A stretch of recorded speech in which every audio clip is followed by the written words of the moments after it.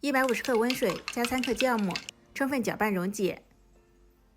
分次少量倒入300克普通面粉中，搅拌成面絮状，再揉成光滑的面团。盖上盖，温暖处发酵至2倍大，体积变大，手戳洞口不会回缩。扒开是老丝瓜瓤组织，就发酵好了。放在案板上揉搓排气，再擀成薄薄的长方形面片，刷上一层小磨香油，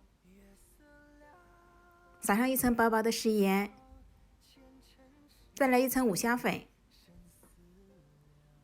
喜欢吃辣的朋友可以放一点辣椒粉。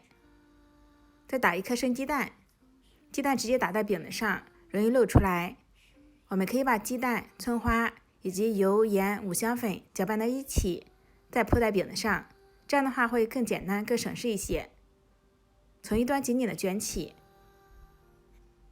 两端收口处捏紧，再向中间折叠，整理成圆形，再轻轻的拍扁。电饼铛开上下开关，选限饼模式，刷上一层油，放入饼坯，轻轻按薄，上面再刷上一层油，锁住内部水分，这样饼子更松软。盖上盖，烙4分钟，然后翻下面，盖上盖，再烙4分钟。按压可以快速回弹，就熟透了。葱香蛋香浓郁，松软多层，非常好吃。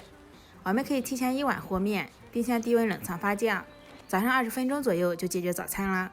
喜欢就先收藏起来吧。我是小鹅，下期见。